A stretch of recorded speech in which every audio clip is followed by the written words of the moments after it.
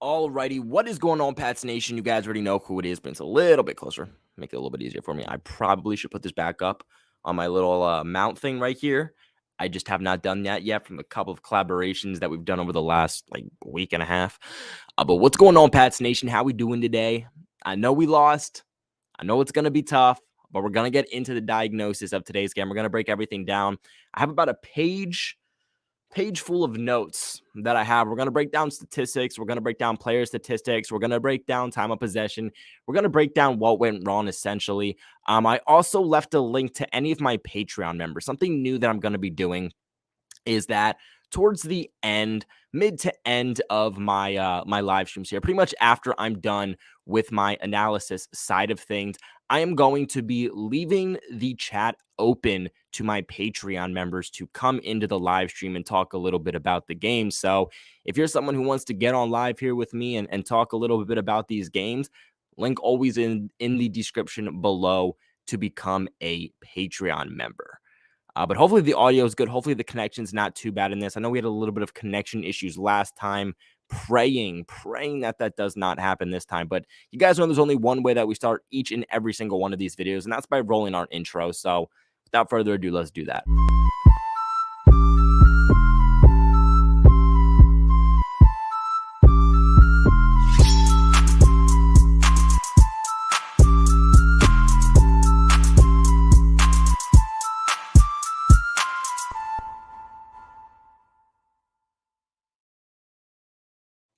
Now, first off, I also do want to thank everyone who's currently in the chat. I want to thank everyone, too, who was in the chat even before we started to go live. Matt, Peter, who else we got in here?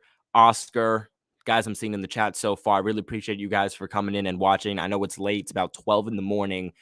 Unfortunately, with these later games, these post games are going to be a little bit later. That's just kind of how the ball rolls here. But 10-24, the New England Patriots are defeated by the Buffalo Bills. This is now two losses in a row after the New England Patriots went on a winning streak. You know, they beat the Jets.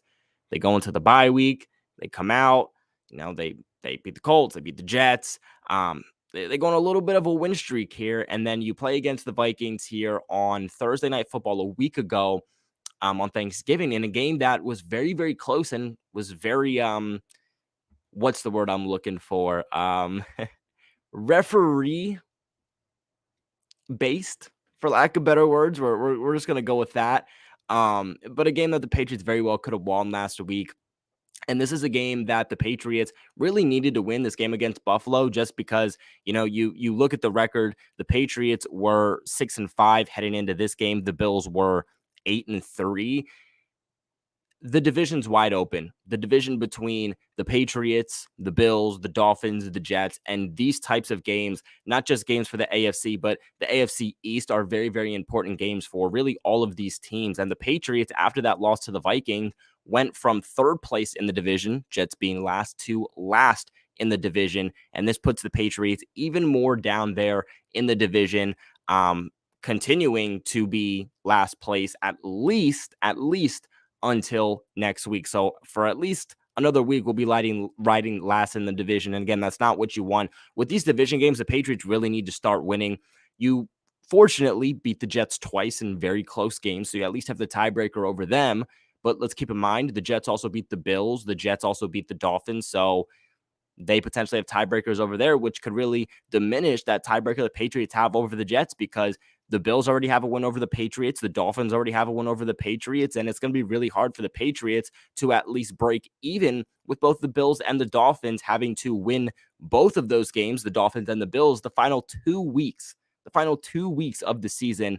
So it's going to be a very tough game for the Patriots, especially because this was a home game for New England and they still lost to the Bills. They're going to have to go to Buffalo on the road the final week of the season and win that game, which is going to be an even bigger monster than this game was.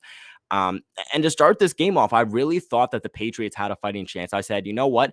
This looks like it's going to be a good game. And even to kind of look at my notes here real quick, which I said we're going to break them down, but, you know, real quick, first thing I wrote down, bad communication and bad rhythm on the Patriots opening drive going 3 and out.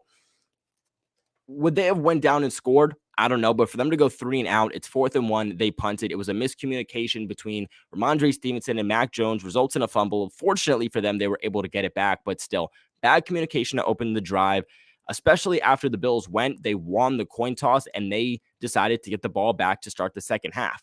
It's something Bill Belichick likes to do because it really is a game changer. It's a rhythm changer. At least you come out of the second half, depending on how the score is, and can get in a fighting lead. The Patriots didn't have that advantage. They needed to start off fast, and they didn't do that. They really did the exact opposite. But for the Bills to go down on their first drive, just the Patriots holding them to a field goal. They ran down the field really well. I think that's the second note I have here, was that I said the Bills' long opening drive was good, but bend but don't break defense really showed out for New England. Like I said, only holding them to 3 points, and then Patriots' second drive comes out. They're getting the ball down the field, and then Marcus Jones, really one of the only bright spots currently for this team, and apparently offensively too, at least scoring wise.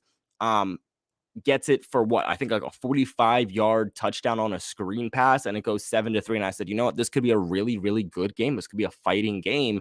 And really, after that point, after that touchdown from New England, it wasn't a game. They didn't have a fighting chance, and it ends up being here 24-10, and it really could have been a lot worse too. You look at the first quarter, the Patriots put up 7 points, the Bills put up 3. You look at the second quarter, though, the Bills dominate the Patriots, putting up 14 points to New England's 0. New England puts up another 0 points in the third quarter, but the Patriots defense is able to also hold the Bills to 0 points. And then in the fourth quarter here, the Patriots only put up 3 points while Buffalo puts up 7. So really what this game comes down to was really the offense. The offense struggled so bad. After building last week, Mac Jones, no interceptions, puts up what should have been 3 touchdowns, almost 400 yards. The offense looked really good despite that loss. And I said, this could be really what starts getting it going, because the Vikings are a Super Bowl contender. They are a very good team.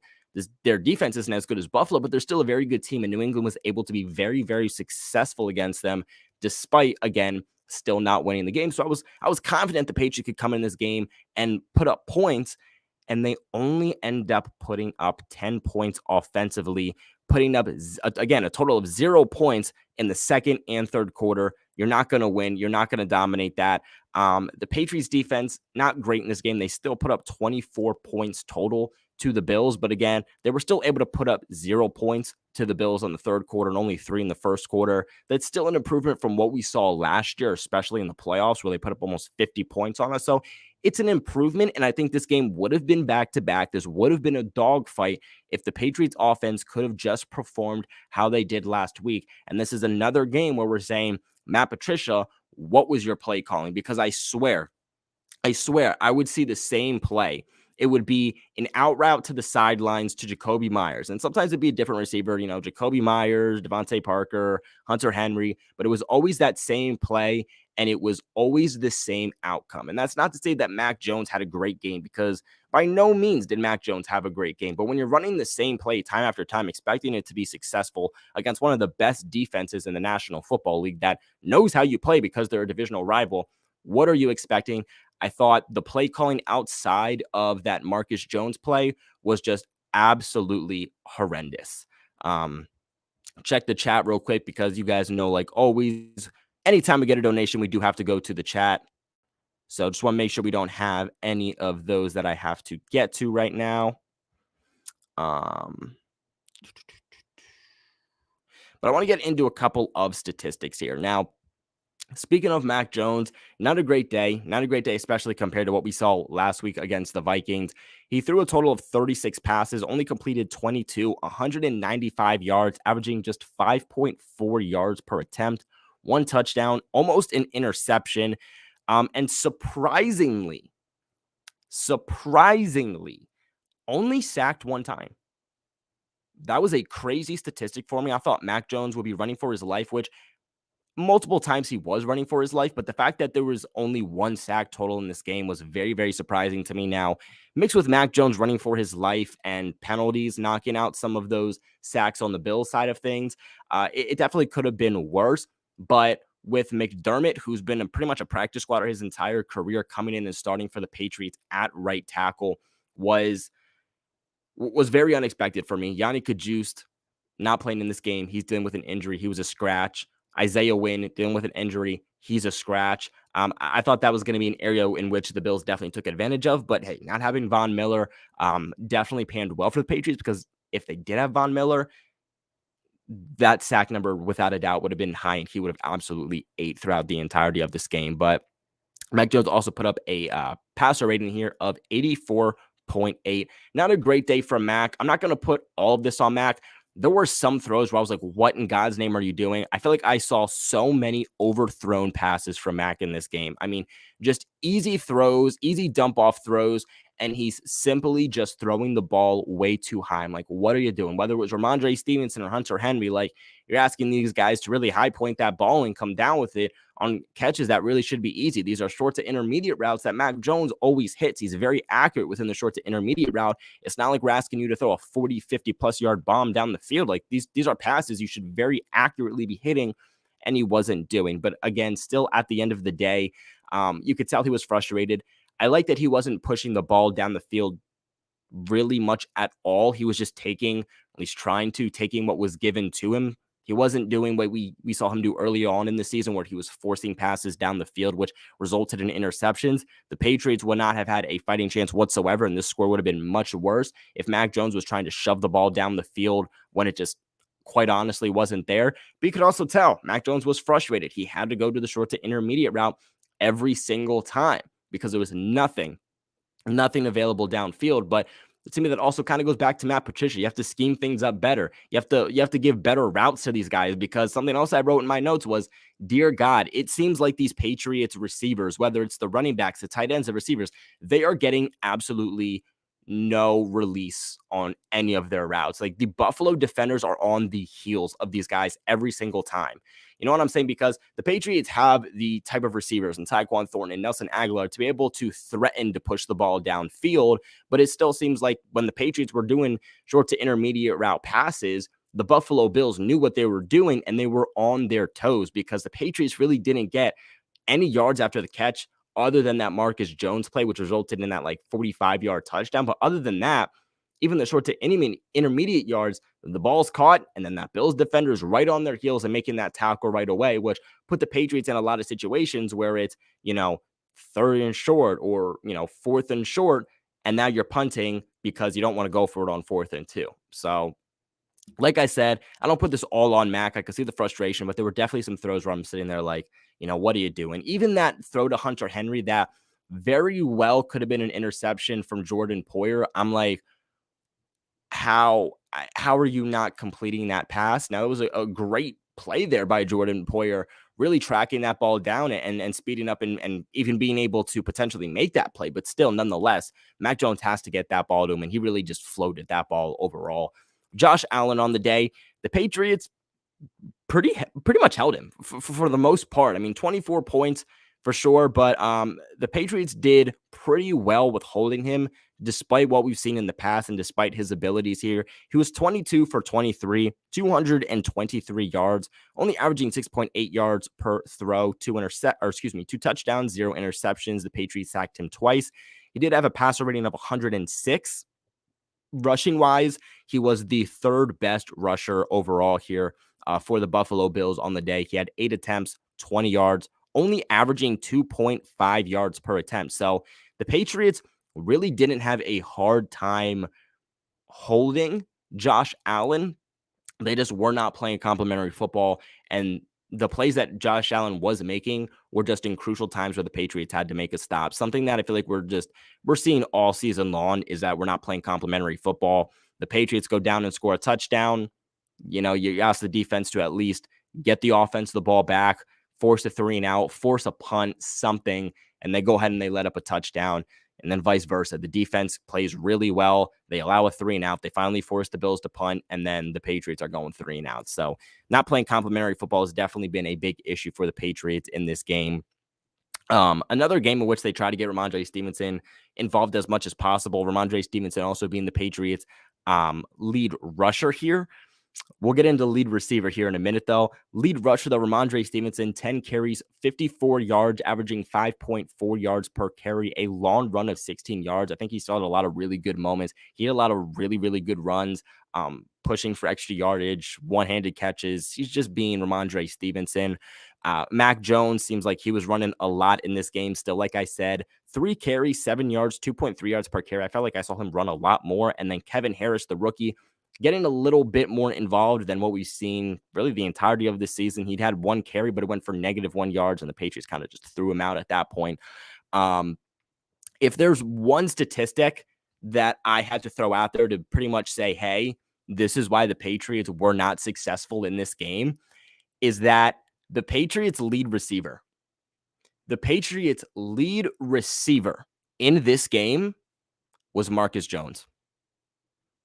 Marcus Jones had 2 receptions. 2 receptions. He was targeted twice. He had 2 receptions. And he was the lead receiver. A defensive player, but really a core special teamer, was given 2 opportunities on offense today. And I liked it. It was interesting. But 2 opportunities. And in those 2 opportunities, he leads this Patriots offense in receiving yards. Marcus Jones, again, puts up 2 receptions, 51 yards, averaging 25.5 yards in average, and 1 touchdown, long run of 48 yards, which, again, was that big screen play from Mac Jones early on in the game that actually gave them their only touchdown of this game and pretty much all the points they put up in this game. Patriots' second receiver here was Tyquan Thornton, who was targeted 3 times, 2 receptions, 31 yards, averaging 15.5 yards per reception. Your third leading receiver was Ramondre Stevenson, 6 receptions on 8 targets, 24 yards. And then Jacoby Myers only puts up 22 yards. Nelson Aguilar, 2 receptions on 17 yards. Devontae Parker. So they tried to distribute the ball a little bit, but you can even see, Jonnu, he was targeted twice, 2 receptions, but only 6 yards. Hunter Henry, he was targeted 5 times with only 2 receptions for a total of 13 yards. Kendrick Bourne was targeted 2 times, 1 reception, 15 yards. And like I said, Devontae Parker, he was targeted 4 times, 2 receptions for 16 yards. They were trying to get the ball to a multitude of different guys. They were trying to get something going, and they just weren't because they were too predictable. The plays they were running were too predictable. They were not scheming things up right. They weren't doing anything to get these receivers open. And you can clearly see that anytime that Mac Jones was able to actually get the ball in his receivers' hands, the defensive back was really on the back of these receivers' heels. So it went pretty much absolutely nowhere.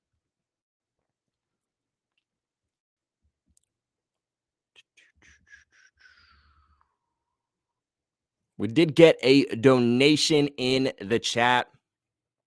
Diehard Pats fan, big shout out to you for a $10 donation. Like I said, anytime we do get a donation, we have to stop what we're doing, go right to the donation. Donations always get priority. So real quick, Diehard Pats fan with that $10 donation said Mac has no protection. Hell, he had to run block for almost 13, 14 seconds, risking injury, trying to find something to do with the ball because ain't no one protecting him.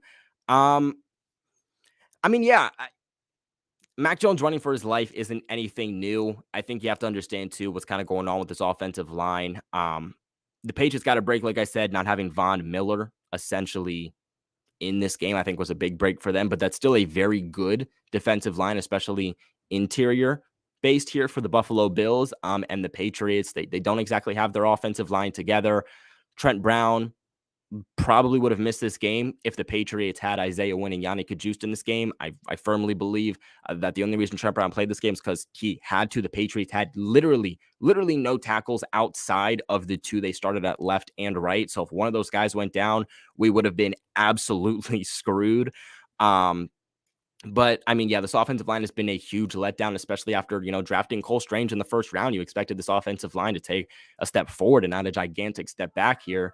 And that's really all that's happened for the Patriots so far this year. So I think probably your biggest need this offseason is to address that offensive line and figure things out because, one of the biggest reasons we've taken that step back is because of the offensive line. So big shout out to Diehard Pass. I think we got another donation. Like I said, any Patreon members that are in the chat, make sure you guys go to the Patreon website, I did drop the Discord chat, or excuse me, I did drop the chat to, or the link rather, to join the chat, which I will be having my Patreon members coming in here shortly.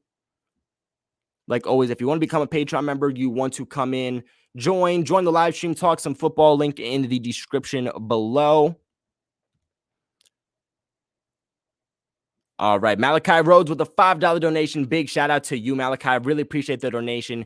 You guys giving back to the channel is one of the best ways that this channel can succeed and keep going. The more that we're able to make this successful, the more I can put back into it for you guys. But you said, let's not forget Bourne and Henry had career years last year with Josh McDaniels. Please fire Patricia. I don't know how many times I have to say it. I think it's funny because I have Patriots fans that literally told me like early on in the season, like, nah, man, Patricia's doing great. He's not the problem. And now they're like, yeah, fire Patricia. I'm like, I've been trying to tell you, Patricia's the issue. He's not doing well at all. I mean, the fact that people rather have Patricia over McDaniels at this point, I think is absurd. I think it's absolutely absurd. For the offensive line, for Mac Jones, for this offense in general to take the step back it did the same year McDaniels leaves, I think is a little bit ironic. So we cannot have Patricia back as offensive coordinator next year. I don't care what moves you make offensively. It's not going to do well if you can't keep things up right and get your receivers open or protect your quarterback for that matter. Leading statistics here, though, real quick for the Buffalo Bills. In every phase, they were just more successful than the Patriots. James Cook had a great game today, I thought, averaging 4.6 yards a carry, 14 carries total, 64 yards, 0 touchdown, long run of 28 yards. The Patriots really couldn't shut down their passing game. And really, for the first time this season, they weren't able to shut down the running game. The Patriots defense was not dynamic in any way, shape, or form. And on the opposite side of things, the Buffalo Bills offense was dynamic in every phase of every phase of their offense. Devin Singletary had a pretty good game too, 3.9 yards on average, 1 touchdown, 51 total yards, and 13 total carries. If we're going to look at receiving yards, the Patriots held Stephon Diggs a little bit compared to the statistics he's used to having. But still, you love to ideally hold him to less. He was a guy that was there for them in the key moments. 9 targets, 7 receptions, 92 yards, 13 yards in average, 1 touchdown. Excuse me, guys, I'm still getting over a cold. But they passed the ball out really, really well, too. They didn't just go to one guy. Isaiah McKenzie, 44 yards. James Cook, 41 yards. Naheem Hines, 21. Gabe Davis, 15 yards. Shalil Shakir, the rookie, 10 yards. Like, they just got the ball out to everyone. But before we get into these Patreon members coming in and giving their thoughts to talk about some football, I do want to get through some of my notes. Now, like I said, I got through the first two, but hold on to the ball, Ramondre Stevenson. Now, I will say I should probably calm down with that note a little bit just because, there were 2 fumbles early on in the game and it looked both were his part, but they actually did credit Mac Jones for that first fumble on that opening drive. So it really wasn't Ramondre Stevenson's fault. He just kind of at the wrong place, wrong time for that first one. But that second one, nonetheless, was totally his fault.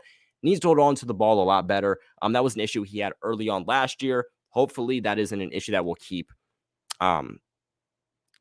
proving itself to be something. I also said not a good game from the Patriots offensive line. More specifically, not a good game from Trent Brown. Now, like I said, I know he's dealing with an illness, so I give him a little bit of a pass on this one. But nonetheless, he's trying to cut block. He's not doing it successfully. He's missing blocks. He's getting penalties. It's setting the Patriots back. And again, it's something we're seeing. The Patriots offensive line getting penalized so much that is putting them in second and third and long situations that they don't have the personnel to convert. Something else that I think absolutely killed the Patriots today. The Bills were just slowly picking up yards. They dominated time of possession. I think I can actually tell you guys what their time of possession was in this game. I know it's got to be in here somewhere. Sometimes I give it to you right away. Sometimes I don't. Yeah, here we go. So first downs, Buffalo also had a total of 22. New England only had 14. Buffalo dominated. Time of possession. They did everything they had to do to succeed. They came in with an absolute game plan against us, and they executed it perfectly. Time of possession, 38 minutes and 8 seconds. Absurd statistic to New England's 21 minutes and 52 seconds. They dominated time of possession, and they really should have dominated turnovers also. We had one turnover on them, so we win the turnover battle, but they quite honestly probably should have won against us. Like I said, they slowly were picking up yards. They weren't pushing the ball down the field too much. It was dominate time of possession, run the ball, drain the clock. Let's pick up 5, 6, 7 yards per attempt and just slowly get the ball downfield. It seemed like the Patriots offense really didn't have that many opportunities. And, we're saying, the Patriots defense looks like it took a step back in this game. Well, I'm sure they were also gassed because they were on the field for God knows how long. Like I said, time of possession, 38 minutes here for the Buffalo Bills. So, what more can you expect? I even wrote down, like I said before, Patriots getting absolutely zero separation. Bills are constantly on their heels. Like I said, early on in the game, Patriots' second drive coming out was good. But other than that, I hadn't seen a drive that I liked for New England at all. Obviously, heading into half, you would have also wished that Nick Folk could have made that field goal. That's a gimme kick for Nick Folk that he just doesn't make when 95% of the time he makes that. Just missing it, bouncing off. You go into halftime with it being 7 points if you make that, but instead you're heading into halftime with it being a 2-possession game with the Bills getting the football back after halftime, and you absolutely cannot have that. Something else I said was, why is Jack Jones on Stephon Diggs? Now, I understand them trying to rotate, but why do we not have Stephon Diggs double teamed? If you're going to have Jack Jones on Stephon Diggs, double team him, because there's absolutely no reason. Jack Jones, as a rookie, should be going up against one of the most dynamic and technically sound wide receivers in the National Football League, and just one of the best wide receivers in the National Football League, period, from a year-to-year basis over the last 3-4 years. I don't understand why a rookie is on him going up against, again, one of the best wide receivers in the National Football League, when the best we've seen Jack Jones do is go up against wide receiver twos. We've seen Jack Jones at best this season for the Patriots be cornerback 2, not cornerback 1 ever. So why in this game are we doing that against the best receiver or best technically sound receiver in the National Football League? Why? Again, if you're going to do that, give him safety up over the top, double team him. Other than that, just keep Jonathan Jones on him. And I get it from a size perspective. Maybe they didn't like the size of Jonathan Jones on Diggs, so they tried to go Jack Jones on Diggs. But again, he's a rookie. He's not ready to take that step. Give him a safety up over the top, and then they didn't do that. I couldn't understand it, and we saw several times where he was getting beat by Stephon Diggs. I also said several missed interception opportunities by the Patriots. Jack Jones, John Jones, Kyle Duggar. I can name several guys who should have had interceptions easily, and they didn't. You come down with even just a couple of those, and this game could be very different. Put the Patriots offense in a better position to succeed, where they don't have to go 80 yards down the field, but maybe 40 or 50. And we made absolutely none of those. Like I said, there was no answer for the Bills' short to intermediate passing game.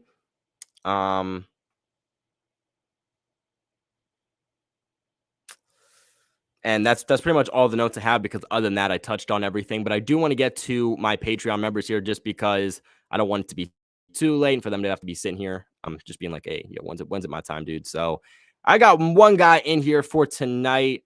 Looks like before we do that, we do have one more donation before we get into my Patreon members here. And then we'll probably get into a couple of questions here from the chat, because we're only running at about 28 minutes here.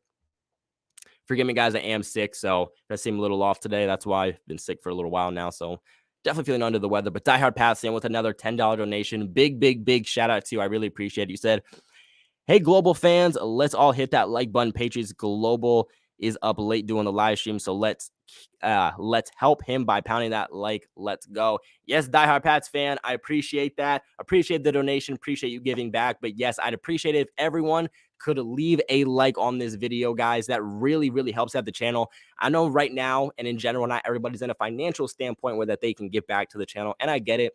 But hey, it is absolutely free. It's free to comment, it's free to subscribe, and it's free to like. And you doing all those three things, like, comment, and subscribe on every single video, guys, it helps out so much, because by you commenting and liking the video, it tells YouTube, hey, let's push this video out to more Patriots fans. So let's grow this Patriots global community. Let's grow this channel and get a bunch of Patriots fans up in here so that we can just absolutely represent the New England Patriots. And the best way to do that is for you guys to help me in the YouTube algorithm by liking, commenting, and of course, subscribing. So shout out to you again, diehard Pats fan. But like I said, I got one Patreon member in here.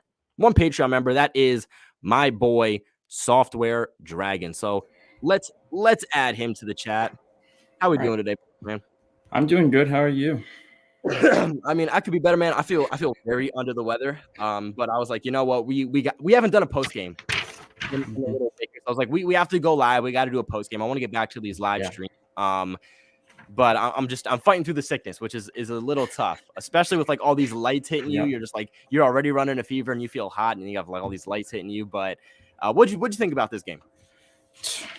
It's just a continuously just evolving thing that I've been saying for the last few weeks. This team is not even on par with each other. And I've got some things here that I just want to hit on. Yeah. The philosophy, I don't know what has gone wrong with this team over the last 3 years, really. Ever since 2016, and I know that's a long time ago, but can we just take a moment to just appreciate the moment that we had with that team in 2016? Because I mean, communication, what is going on with this team in terms of communication? It seems like when you were having Tom Brady at quarterback, you had all these guys just communicating on par with each other, and it's just not coming to fruition with each other. I mean, Mac and these tight ends, man, I thought we we're going to have a good 12 personality set this year. It's not coming to that point where I think it's depth, man. I think you hinted at this to start the year. What is happening with not having Jonnu Smith and Hunter Henry on the field at the same time making an impact? I feel like this team just needs something to be dynamic, and it's just not. And that they had a really good opportunity to have 3 tight ends on the roster to keep them all smooth and fresh, and it's just not coming out to be that way. And so I don't know, it's just not looking good for the offense this year. Complimentary football, man, I gotta say, what is going on with the defense and offense just inconsistently on a week-to-week basis and drive-to-drive basis? What is the reason we are losing games this year? We cannot stay consistent on both sides of the football. And like you hinted at, 38 minutes to only 22 minutes for the offense to be on the field? That is not giving us enough time to score points or even to have our defense fresh. And you're looking at one of the best offenses in the league. I get it. They're having some really tough times, in the red zone. I mean, Josh Allen, he's thrown 8 interceptions in the red zone the previous 3 weeks. Yeah. 3 weeks. You're averaging and touchdowns, yeah. You're talking about just leaving points on the board against your opposing teams in your own division. And you can't take away from the Bills when you're a opposing team in their division too. Like, this is telling you that something has got to change with this coaching staff, because I mean, I get it. Bill, he loves hiring people within house. It's not working anymore. This team cannot do that anymore. I feel like they need some more new school stuff. When you look at teams around the league, what's happening now?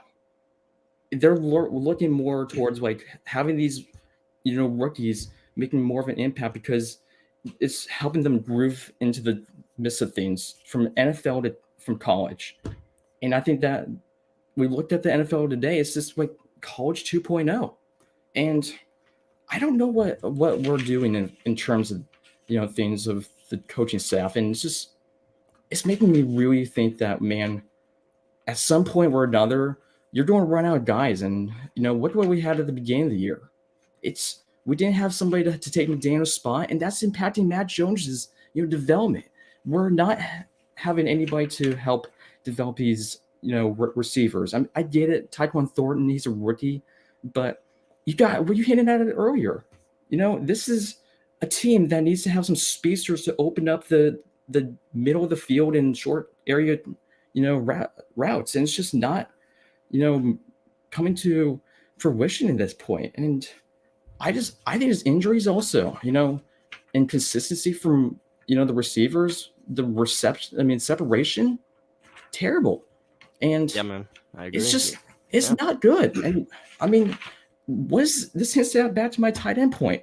Tight ends are supposed to go ahead and take away, some of the attention from the receivers. What would Gronk for so many years, he was able to do that for the receivers. Either you look at Edelman or Amendola or Cooks or whatever, it doesn't matter.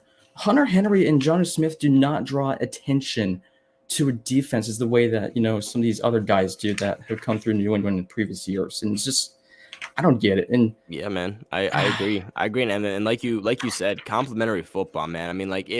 It's simple things. We're not asking for you to be a top 5 offense in the NFL. We're not even asking you to be top 10 offense in the NFL right now. We're asking you to, like, hey, if you can get middle of a pack, great. But we're asking you to do simple things. We're asking you to be able to push the ball down the field here and there. We're asking you to just try to be competitive and not just put up a total of 10 points max a game. But again, we're asking you to play complimentary football, and it's something that hasn't happened all season. And it sucks because last week we finally think, hey, this offense shows improvement. This offense shows its ability that we knew it had this entire season. But unfortunately, in that game, your defense isn't playing great and your special teams isn't playing great. The two areas that really all season long have been real key for the Patriots. And finally, your offense shows up and then you guys don't. And again, now and then your defense, your special teams, like, you have to understand there's going to be a game here and there where they have them. It was just very inconvenient that was the game that they decided to opt out when the offense finally decided to opt in. And now it's a week later. And, the Patriots defense, it didn't play as dominant as we've seen, but this is still one of the best teams in the National Football League, one of the most dynamic offenses in the National Football League also. And I thought they held Josh Allen to reasonable statistics.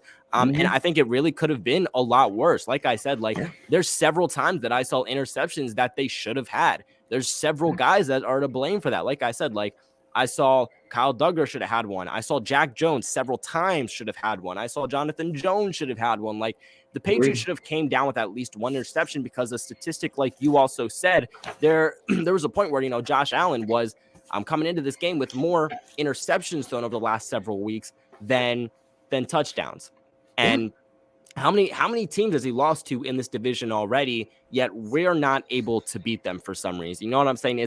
It's complimentary football, though. That's where it needs to start. You need to start playing together, and that's just not what they're doing. It doesn't matter how good an offense plays at the end of the game or how good a defense plays at the end of the game. If you're not working together, and let's say the Patriots offense goes down and they score 7 points, but then the defense lets it up, or the special teams lets it up and they let them score another 7 points right away, it really doesn't matter at that point. It really doesn't matter because, you need to be at a position where you're going to get a comfortable lead in order to come out with that game, which involves playing complimentary football. You know what I'm saying? Let the offense go down. Let them put up 7 points. Try to get a punt. Try to get a 3-and-out, or at least hold them to 3 points. Give our offense a chance to try to go back down and at least put up 3, or at the very least go put up 7 points down the field. And we're not doing that. It's all right. Our offense put up 7 points. Sweet. Defense lets up 7 points. Exactly. Or the defense, they hold them to a 3-and-out. They get an interception, or like in this game, Josh Uche comes off the side, is able to strip sack, put the Patriots in a position where they can put up points at, I believe it was like the 45-yard line, and they don't go, and they just don't put up points. That's a position where you have to go and you have to put up 7 points. That's the only time the defense gave you a time and a position where you don't have to run the ball 50, 80 yards down the field. You're in good field position to go and at the very least put up 3 points, but in a very good position where you should be able to put up 7 points, and they don't do it. Complimentary football just absolutely through the door. Agreed. And you led into one of my next points, takeaways. I get it. We don't have the best corners to cover receivers on the opposing side, and somebody in comments said that I don't know if Jalen Mills is even the answer. I get it. He's not he's not a true number one corner, but he is what you got. And I wish we can get more interceptions. And maybe this is a theory of mine, but if we just got more takeaways, interceptions, just fumble recoveries, we could have so many more just opportunities in the red zone, and that could lead to more points. And heck, your offense doesn't do anything with the red zone opportunities. I mean, last week, they had so many opportunities to score a touchdown and not a field goal, and yet that's the reason why you lost. And it's also penalties. My God, stop making dumb mistakes. This team was one of the most disciplined teams you could ever imagine. And yet, what do you know? We, among the last couple of years, have not been good at it. And it's costing us a lot of games, man. I mean, how many games, how many penalties did we have last week? A lot? Across the entire team in pivotal moments. It's really not good. And yeah, man, I agree. And I mean, like, even touching on what you said too, like if you just get some of these interceptions, again, and I saw like 3 or 4, just from my point of view, where I saw like, hey, you could have caught that ball as defensive back or just a defensive play. Like, you should make that play coming down with it, and they didn't. You come down with even 1 or 2 of those, like, it could be a game changer because, like I said, you put in the offense in a better standpoint, but now you're not letting the Buffalo Bills put up any points. You know what I'm saying? At the very least, they're not going to put up 3 points on that drive. They're not going to put up 7. They're not going to put up nothing. But also, at the very least, they're not going to be dominating time of possession like they did. At the very least, that's your offense is going to get more time on the field. They're going to be able to put up more opportunities. And like I said, I think teams that come out winning time of possession and the turnover battle, at least a 95% chance of winning that game. And the Patriots won the turnover battle, but they were not even close to winning that time of possession battle. I mean, I think you come up with a couple of these interceptions and that time of possession. I still think the Bills would have had it, but it could have definitely been a different game, and that time of possession definitely could have shifted. Real quick here, Malachi Rhodes with another $10 donation. Big shout out to you, boss. You've really been showing out in today's chat. Really, really, really appreciate you. You said, what the heck was Bills' endgame for this season? Because he had to have known this team was not winning or sniffing a Super Bowl this season. They might not even make the playoffs. I mean, man, let me tell you, the fact that we were in the literal offseason, bro, the literal offseason before training camp, and we're hearing that this offense is struggling and the defense and the special team, this, that, and the other, whatever. It was mainly the offense, though. And we hear that after a pretty successful first year for Mac Jones, I mean, he makes a Pro Bowl, he makes the NFL top 100. They look like a middle of a pack offense, right? Yeah. They're not one of the worst in the NFL. They're like they were fringe top 10. Statistically, they were a fringe top 10 offense in the NFL last year. And we decide that we're going to go away from that and we're going to try to switch up the offensive scheme. And that was what was entirely based for this offense throughout the entire offseason. And instead of saying, you know what, this isn't working, let's go back to what we've been doing. We wasted time. We need to get back on track. We continued to roll with it, and it bit us in the butt throughout the entire offseason, and it bit us in the butt to start the season too. And now we're at this point where it's in the middle of the season. We're trying to shy away from the new offensive scheme that we tried because it clearly was a dumb decision, and it's clearly not working. But we didn't practice anything from our normal-based scheme to where we're trying to re-implement that when we haven't ran that since last season. No wonder this offense isn't successful. I don't know what Bill Belichick was doing there. I will say I know that Bill has always wanted to run a Kyle Shanahan, Rams also type offense, but was never able to because Josh McDaniels was in his ear and all the other coaching staff were in his ear, basically being like, dude, no, it's not going to work. It's not going to be successful. He goes, and then Josh McDaniels brings half the Patriots coaching staff with him, which it seems like over the last few years now, the Patriots have lost pretty much their entire coaching staff outside of, Bill Belichick. So That's another standpoint you do have to understand too. But I Yeah, mean, great. you look at that and you're just like, dude, like what are you doing, Bill? You know, like someone Mhm. has to come in and tell Bill, you know, this isn't a smart move. This isn't a good decision. What are you doing? Because at the end of the day, Bill's a great coach, but he's been in Yeah, the league for so long that he doesn't exactly understand that. Like you said, this is at this point college 2.0, and I think that that's very evident in the NFL at this point because you yeah. know you're seeing these young NFL coaches be very successful. Sean Look no McVay. further than the Arizona Cardinals. Yeah, Sean McVay, Sean McDermott, even the Vikings head coach this year, taking them Yeah. to the playoffs, and when they haven't been to the playoffs, I think like 2017, something like that, Hmm. 2018. Like it's these young offensive coaches that are coming in and are truly making the difference. And Bill Belichick's getting bit in the butt, and you need someone who's going to come in and tell Belichick, hey, look, I know what you're thinking, but it's not a good idea. It's not going to work. And it seems like when Josh McDaniels left, that went out the window. I think really the biggest thing the Patriots need to do this offseason isn't even personnel from an Mm-mm. offense, defense, or special teams. It's coaching. And that's Yeah. not to say get Bill Belichick out of here. That's to No. say you need a new you need a real offensive coordinator. Hmm. You need a quarterbacks coach. You know, you need positional coaches, and you need to start building back from the ground up because the Patriots have always been a team that, you know, your head coach, your offensive coordinator, your defensive coordinator Hmm. leaves, you build from the bottom up. They've had so many guys leave over the last few years that we have guys who have only been in the system 1 to 2 years. They're not ready to take that next step. So coaching to me is one of the biggest things at this offseason. They need to get figured out. But it's something that we'll touch on with that point. If you start to go ahead and continue the trajectory that you're on, it's just like if you're graduating from college, right, and you're looking for a job, and you go out there and start applying, you're going and multiple jobs offer you a deal. What are you going to choose?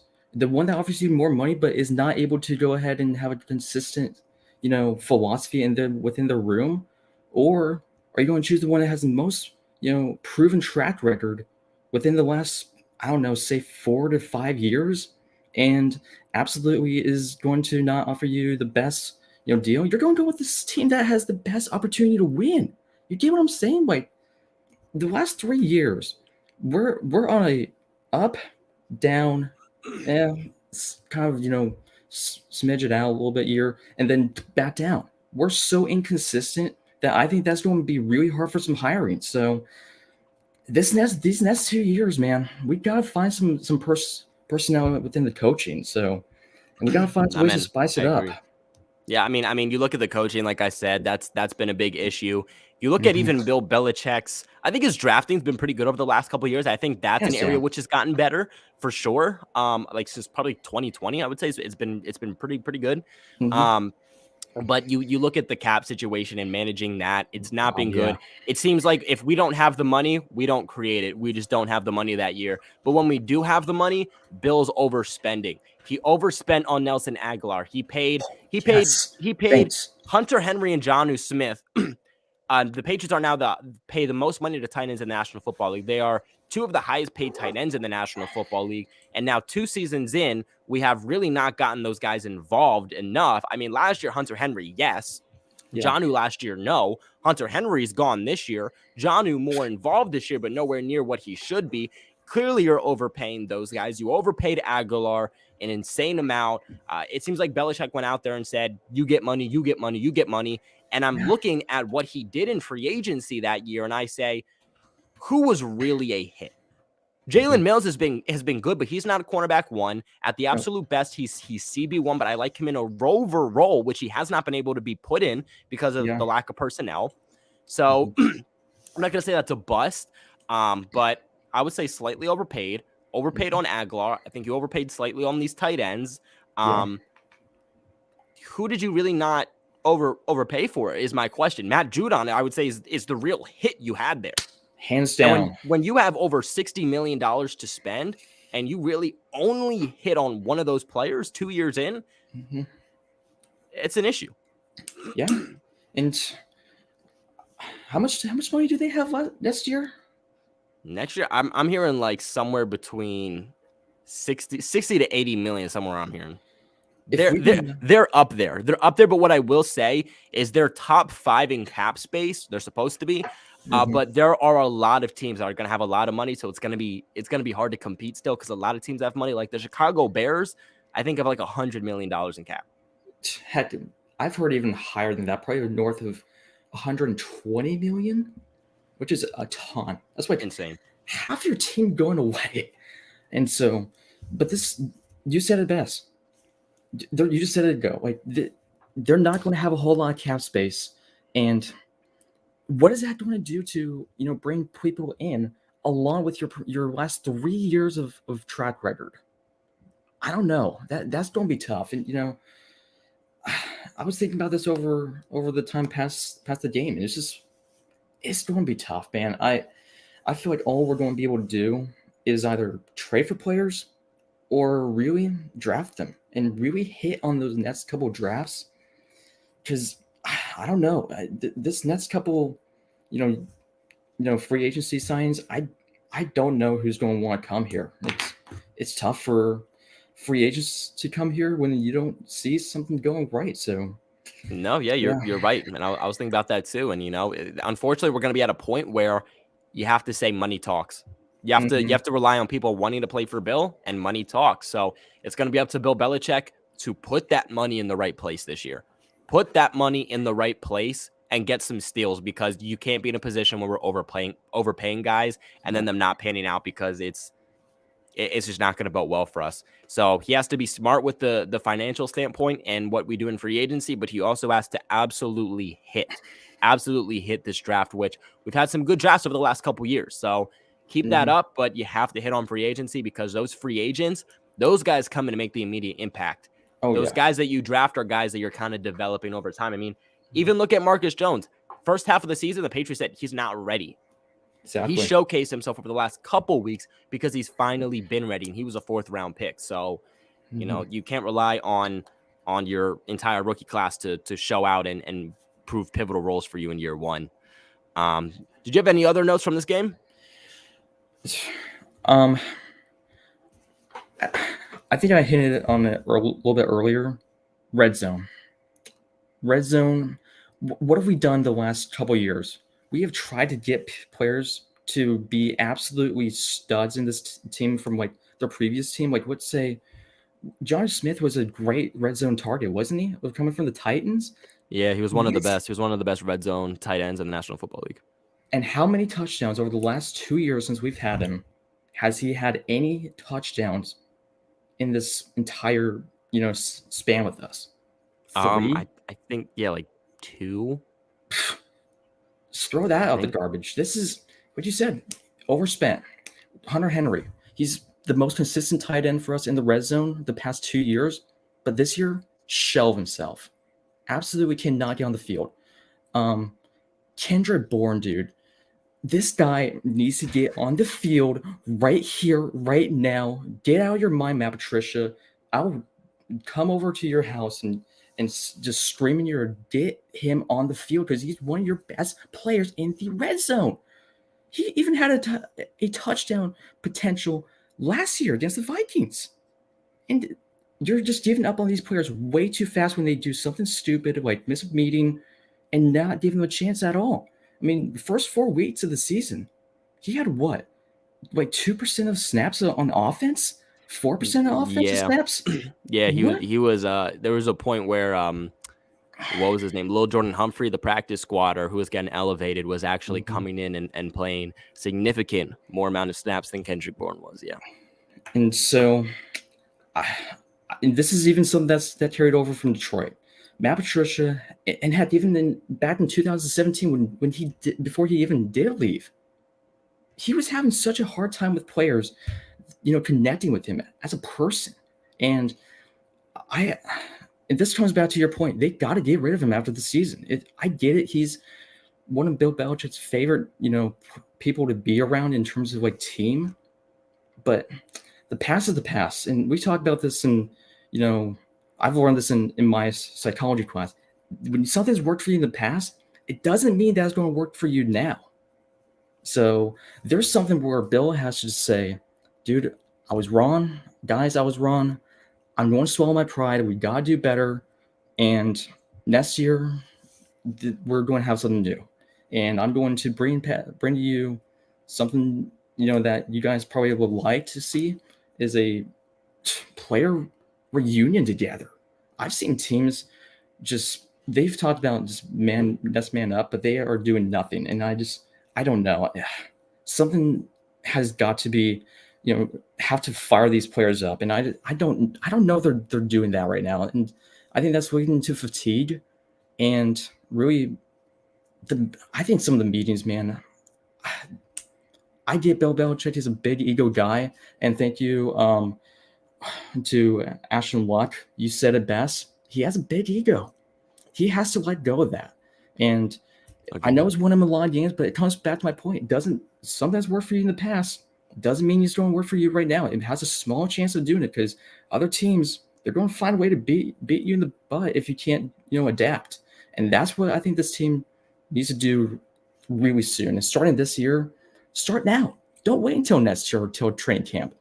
Get it started now and build a new philosophy for yourself and say that this year was a bad one. We can't do it anymore, but we're going to do better next year. Yeah, man, I don't see the Patriots getting it together. If they make the playoffs, we're lucky and great. Bill Belichick looks a little bit better now to Robert Kraft, but other than that, like we're not going to win a playoff game. And the statistic of we have not won a playoff game since 2018 when we won Super Bowl 53 will still stand because we're not winning a playoff game. And I do want to get into the rest of the schedule with you here in a little bit and just kind of, look at what do we think about the rest of the season here. But really my only scare is the rest of the division. The Bills and the Dolphins, again, are probably the only teams left that really do give me a genuine scare and that I'm really like, we could really lose these games. And unfortunately, these AFC games are very, very important, especially as we reach right at the end of the season, which those are our final 2 games of the season. It goes Miami, the second to last week, and then Buffalo, our final week. And, I think for Miami, it will be a home game, but Buffalo's the final week. We're going to be traveling. So, those are going to be games that are probably going to be pivotal for us to win. And I just don't know if we're going to be able to come out with them. And you look at even the tiebreakers within the division. Hey, it's great we swept the Jets, but we have to understand is the Jets already beat the Bills once. And I believe they beat the Dolphins once, if I'm not incorrect there. So it's like if the Jets end up actually beating them twice or even one of those teams twice, they could very well end up being a higher seeding than us, even despite us beating them twice. And the Patriots very well could be in a standpoint where they could be last. They could be 4th place in the first time in I don't know how long, 4th place in the AFC East, which would be absolutely insane. And but that's a real statistic. This is a real thing where the Patriots could be in that. And it's crazy that before that Vikings game, we were the second to last seed in the playoffs. Yeah. I think it was us and then the Bengals. And now I believe we're not even in the playoffs at all now. Yeah.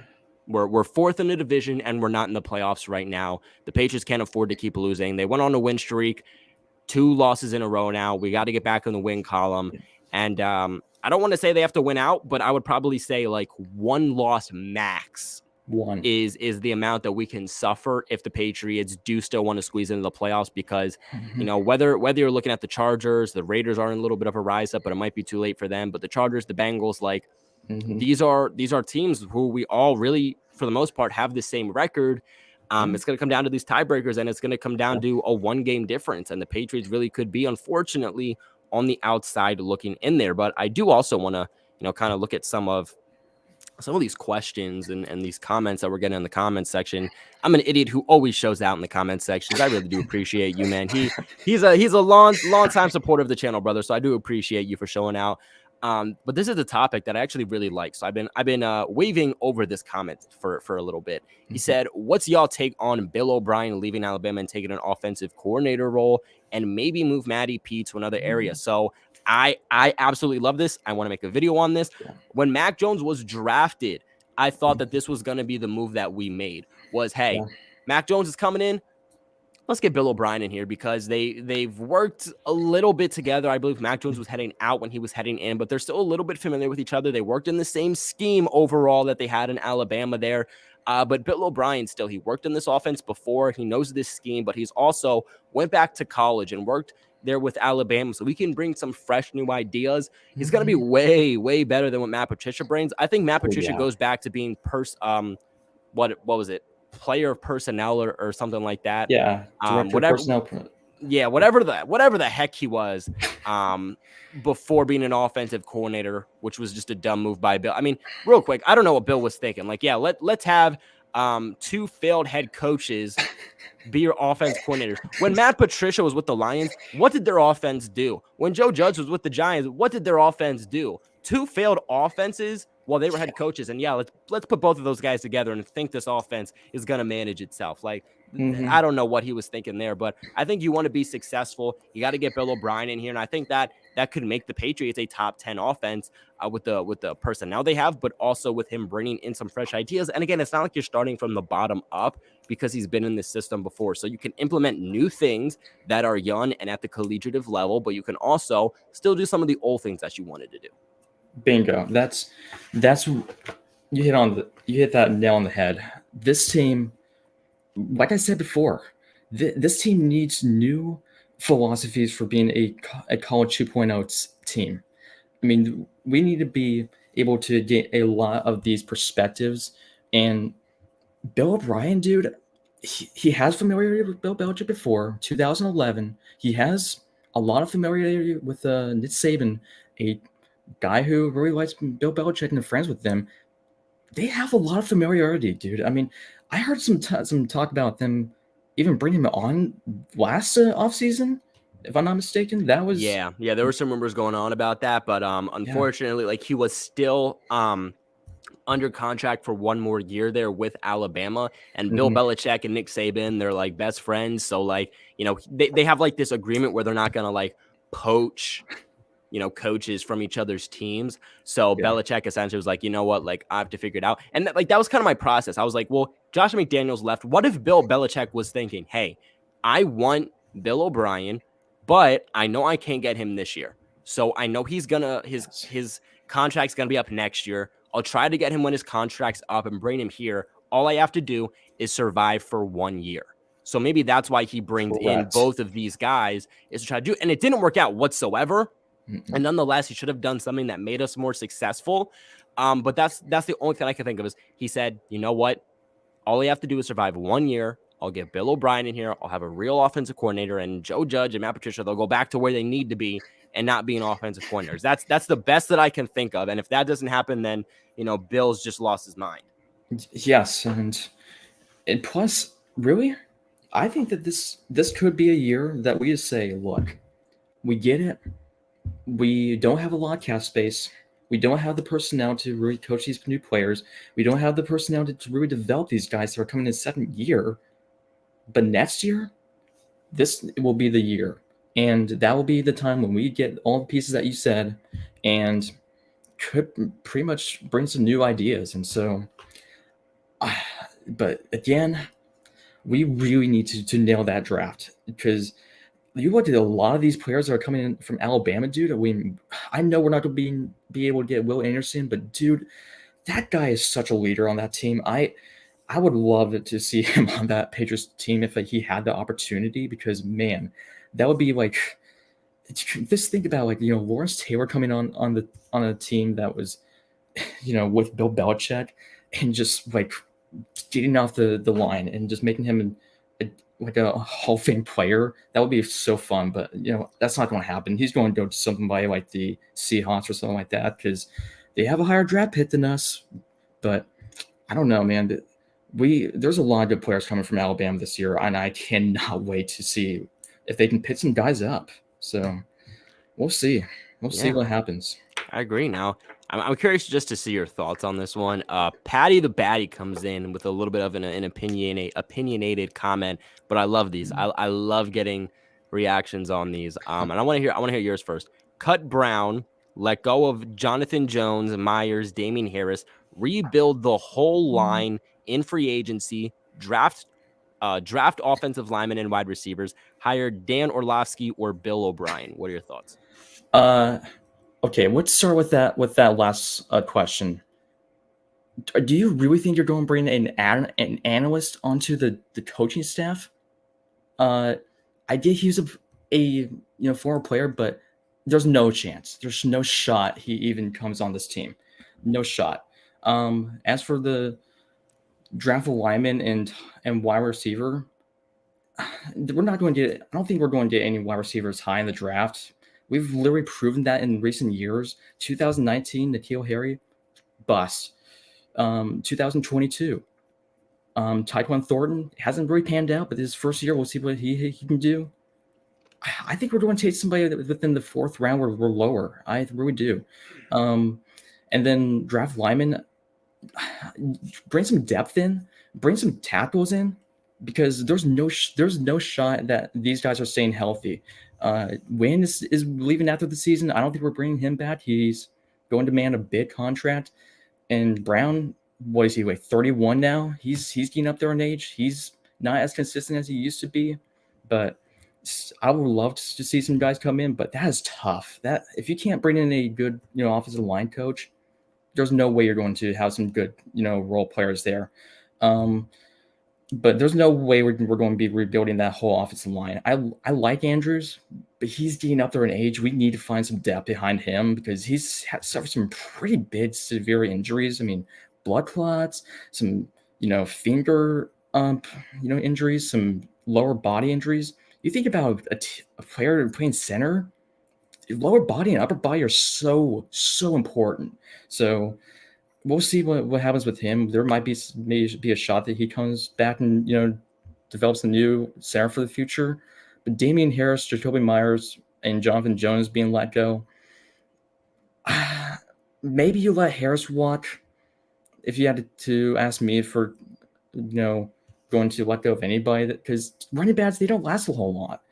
And same for, maybe Jonathan Jones can be moved to safety. I've been thinking that he could be a pretty good, safety with his speed, but how long is that going to last? I don't know.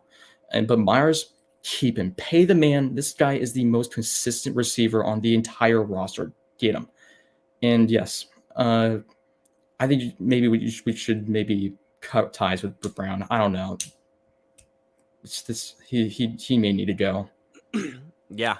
I like some of the points you made 100%.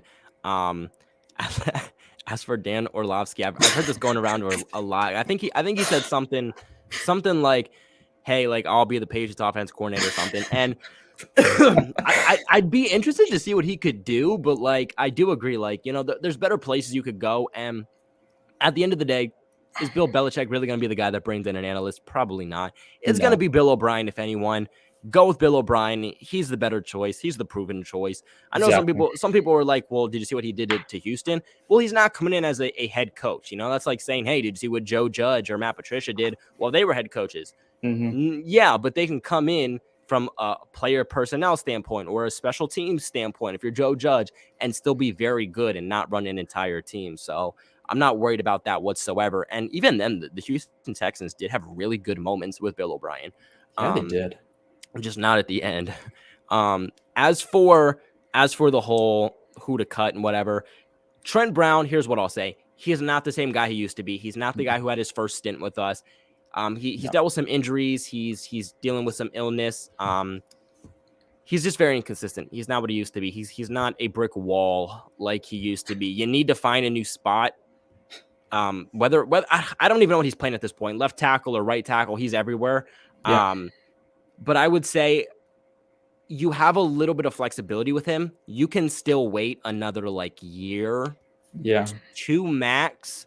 But if you don't get one this offseason, I think you're fine. He's still better than most guys you're going to get right now, and you have him for a pretty reasonable contract. But yeah, you definitely do want to find his replacement, a more consistent option than Trent Brown at this point, especially a guy who's not going to get as flagged as much as he does.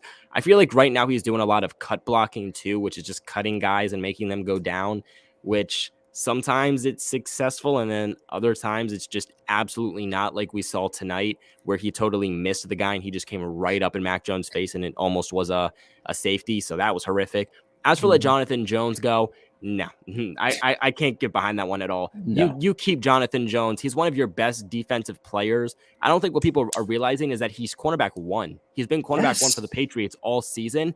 He's a guy that his entire career, other than this year, has been a slot guy, and he, since playing in the slot, has been a top 3 slot cornerback, and even playing on the outside. There was a point in this season, I think it was like the first 5 weeks, where he was one of the highest graded outside cornerbacks. Yeah, And number 10. even in general, still to this day, he's one of the highest graded cornerbacks in the National Football League. I think today was the worst game I've seen him play this season, 100%. But other than that, he's been very good and he's been very consistent, especially when you look at who he's had to go against. So I don't agree with that one. Jacoby Myers, I mean, man, Heck. you gotta find a way to pay this man. He's the best receiver on the open market in the free agency market this March, but you gotta find a way to get him in here because, I mean, without him, you're absolutely screwed. He's taken some absolutely brutal hits and injuries this year, and he's still playing through it, which is definitely a concern for me with him. But man, let me tell you, he's been our offense for the last 3 years. He's led our offense in receiving yards the last 2 years, I think. Even receptions also the last 2 years. Yeah. And what I will say is we'll see what happens, but he did buy a house recently in Boston. So I don't want to say he's staying, but like, you know you're going to be a free agent in a couple months. We know the Patriots have been, in contract talks with him already. Maybe there's something going on behind the scenes that we don't know. And maybe he takes a little bit of a pay cut in order to stay with us. So I think the fact that he just bought a house in Boston is a good sign that he could be staying around. As for Damian Harris, you asked me early on in the season or even before the season what I think. I would say I'd love to keep him. I think he's going to get a big contract somewhere else. After his injury history this year, after how he's played this year, he's running back too. Scary. I don't think he's going to have a big market. I don't think he's going to get a big contract. And we know that he loves it in New England. Yeah. We know he loves this atmosphere. We know he loves the players. I could see a world in which Damian Harris actually sticks around for the Patriots on a lower end contract. I could very well see that. As for build the offensive line in free agency and the draft, I mean, I agree. I mean, that's probably your biggest need this offseason is to really staple that offense line, or else you're not going to be successful no matter who's running this next year. I mean, at the end of the day, you don't want to have to rely on Jonnu and Hunter Henry staying back in order to block and run different schemes in order to, keep them back and run the offensive line better. That's not what you want. You want to be able to have them out wide or have them lined up just as a classic tight end and just be able to go out and run some actual routes here. And so far, this is not really what they've been able to do with the offensive line issues. I think they'll go both ways. I think if they're going to draft an offensive lineman, it's going to be a tackle. And I could see them trading back because I think they'll have a fairly high pick this year. I could see them trading back, picking up some extra draft capital, and then drafting a offensive lineman a little bit later in the first round. I could see them drafting probably a tackle. I don't know if it's going to be left or right. Probably right would be my guess. But they have that ability to move Trent Brown around, so we'll just have to see. I still got to do my due diligence on this class to let you know who's better left tackles this year, right tackles. But that's probably what they're going to do. But they're probably also going to want to add some key veterans at that position too, because right now it's really just a lot of young guys that have been going down also. I'm not really looking to draft wide receivers at this point. Hit the free agency market for that. They're not big on drafting receivers anyway, and they just drafted one, so I just don't think that's going to happen. But fun comment nonetheless. Always enjoy looking at those. Let me make sure we didn't get any other donation. All right. Oh my gosh. Speaking of cap space, we are, believe it or not, to make matters worse, and to prove your point that we should probably trade out of the first round, we have get this. I'm going to hit you with a really big statistic: $3.2 million next year in total team cap, according to Over the Cap. What? That's not good. So they said we have $3 million in available cap. Yeah, it's like total cap liabilities $207 million, and then Team cap that leaves us with 300. I mean, 3 million into 3.2 million next year. Not looking good. And that's for 2023. Or wait, sorry, my bad. they're 56 million, but 56. Okay, my so bad. I was looking at it's 2022. it's still yeah. I was like that might be 2022, but for 2020, like still that's not a gigantic number. Sorry. But it's difficult though too. It's difficult to really say the exact amount you're going to have until the time comes along. Mm-hmm. But you'd hope that they'd restructure some things to be able to free up a little bit more money to at least sit at least 60 million. But I do want to lastly just kind of look at the rest of the schedule here. Obviously, we just played the Bills. That's a loss. Next up, we're going to have Cardinals on Monday. That's going to be another primetime game. And then following week is going to be a Sunday primetime game with the Raiders. And then we're finally exiting primetime, which we will be back at home then after being on the road here. And we'll play the Bengals at a 1:00 game. And then we'll play, like I said, the final 2 weeks, divisional games and big AFC games. Actually, the last 3 weeks, maybe 4, but really definitely the last 3 weeks for sure are going to be very, very important for the Patriots if they want to make the playoffs here, with the Bengals just creeping up on their same record, which honestly, they might have a better record now at this point. And then the Dolphins, which I said they already beat us week 1. That's a big one for the division and the conference in general. And then obviously the Bills here. So we're looking at 5 weeks left. What are you thinking within these final 5 weeks? Ooh. I don't like our chances. I'll tell you, these are a lot of trap games in my opinion. Yes, I understand the Cardinals have not been too spectacular during the season. I mean, they're 4-8. I don't know. I don't know if I have a good feeling about this game. I think they might be, there's every year there's this type of team that's always a surprise. And honestly, when you think that you will see it come into life, nope. I think this could be maybe a trap game. It's just a gut feeling that I may have. The Patriots always struggle. I mean, you think back to last season when after the coming out the bye during December, they were not good. And is this the start of it? Maybe, but I mean, there's a shot that we could come out there because they're not playing too well. But I don't know. The Raiders, how Bill Belichick has been this year versus his disciples and versus previous coaches that he coached with. This, I think, yes, the Raiders have been having a really bad year. And to put in that to perspective, they're 4-7, third in the AFC the West. But just last week, they scored 40 points on the Seattle Seahawks, who were, to be honest, a pretty shockingly good team this year. And to see that they put up a really good fight and come up on top in Seattle, ooh, they might just built up a really good, thing for themselves there. Bengals, they're heating up. I don't know what we're going to do there. So the Dolphins, I mean, Tyreek Hill, man, just shut me out. That's a loss. The Bills, we can put up a fight. We can put up a good, fight with them. But, like you said, these AFC East games, they're going to be really, really important, and especially for playing for the division. I mean, we're 3 games behind the Bills as of tonight. It's loss. We're 2 games behind we're actually like 2.5 games behind the Dolphins, and I think 1.5 games behind the Jets. So if we maybe win out some of these games versus the division, we could have some good shots. But you got to think about the rest. The rest of the AFC is really good. They're really, really good. It's stacked. I don't care what you say about the entirety of the season. It's been up and down, but yeah, it's going to be a battle. So I think we go. What is that? 5 more games. Yeah. We probably have about maybe I give us probably at best 3-2, but at worst, I'm going to say 1-4.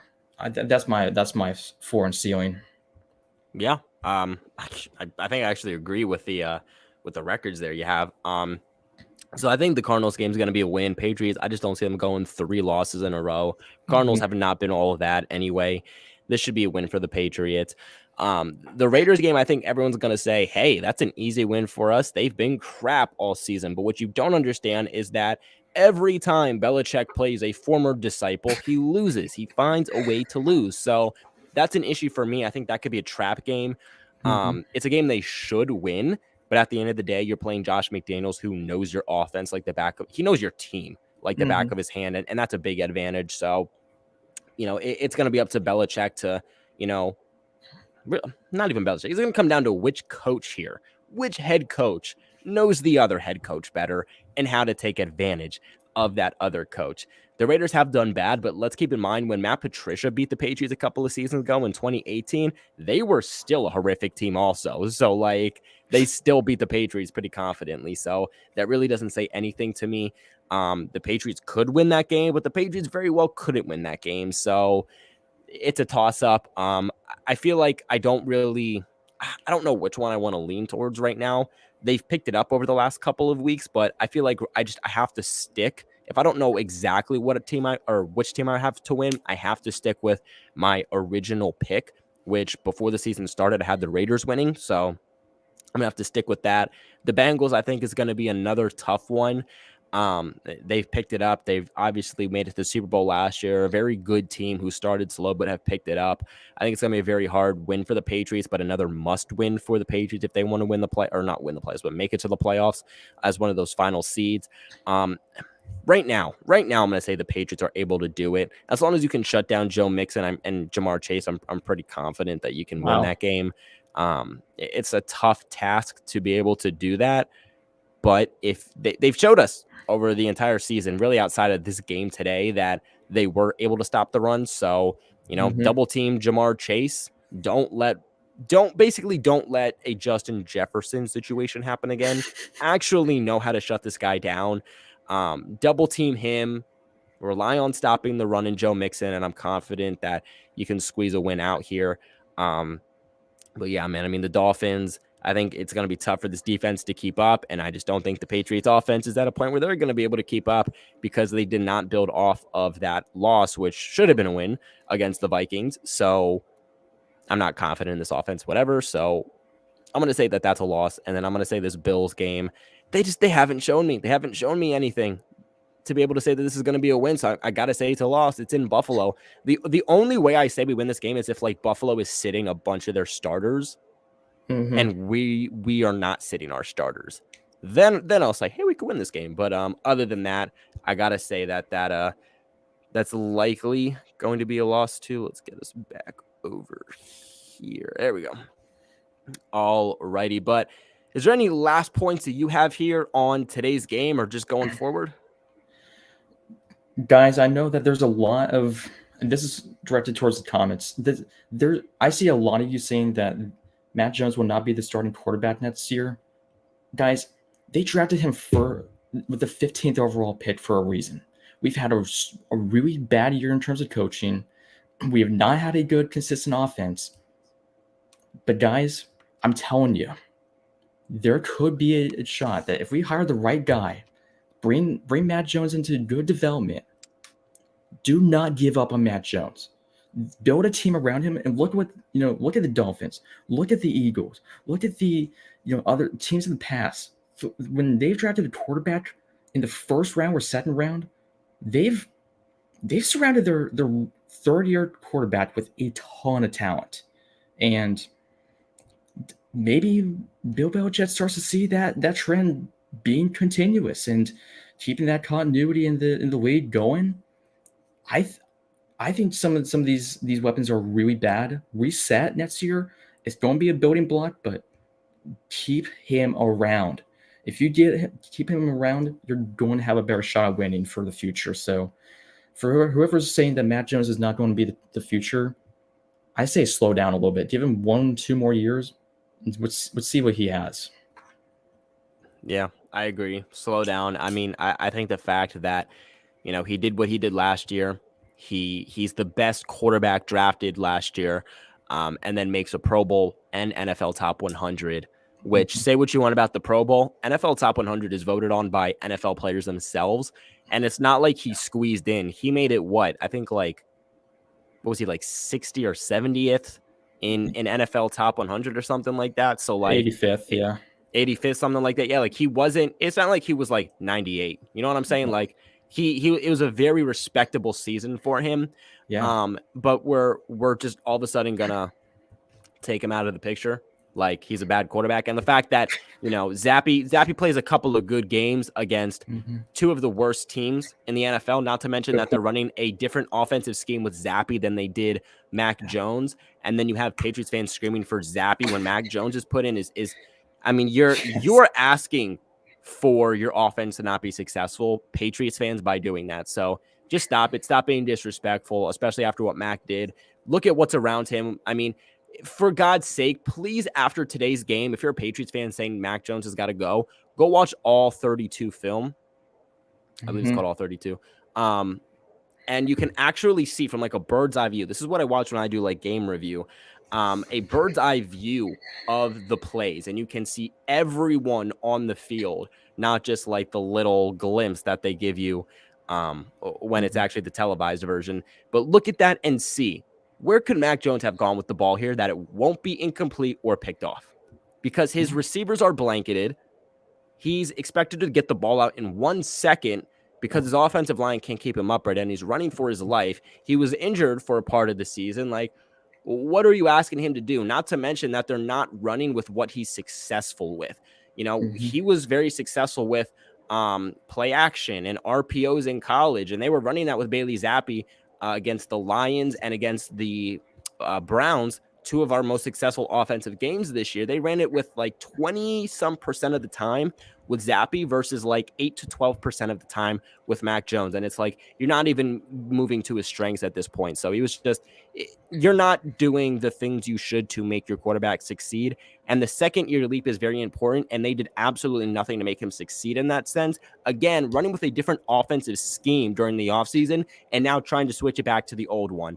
Understand the circumstances, my friend. And Or friends, also, excuse me. heading into the next year, can we start building a more play action heavy scheme with some heavy runs as well? That's what Matt Jones did so well in college and in his first year in the league. So you hit it. They got to switch up this offense in a better philosophy. 100% agree. To end this off here, guys, we have one more donation from Die Hard Pats fan. You're really showing out another $10 Let's go. donation. You said, think about all the pressure uh, that so many put on Mac from the start calling him the next Brady and stuff. Last season, he showed us what he can do with Patricia to making the calls. I think it's funny, too, because everyone was saying he looked like the next version of Brady. Not to say he was going to be as successful as Brady, but to say like he looked very similar to how Brady started. And now you look at all the circumstances this year and why he took a step back, and it's understandable. And that's not to say that he hasn't done things that made him take a little bit of a step back, but Yeah. again, understand the circumstances, my friends, because if you do, you'll understand why it's an issue and it's something they need to fix. And I'm very confident that Mac Jones can go back to being that guy next year. They just have to put him in those right circumstances, which again they didn't do all season long. Yeah. Make sure we have no other donations. But all right, guys, I really appreciate everybody for tuning into today's recap. We will be back next week. What is that? A Monday game here, prime time. It's going to be another late live stream. But like I said, anyone who wants to join here, like my boy Software Dragon did, become a Patreon member. Join us in Yes. the Discord chat. And again, all Patreon members are able to Yes. come on after I do kind of my analysis recap of the game and kind of come on and talk about the game. So we will be back here next Monday to do this exact same thing. We will see you guys then. But like always, don't you guys ever forget, like, comment, subscribe, and go Patriots. Go.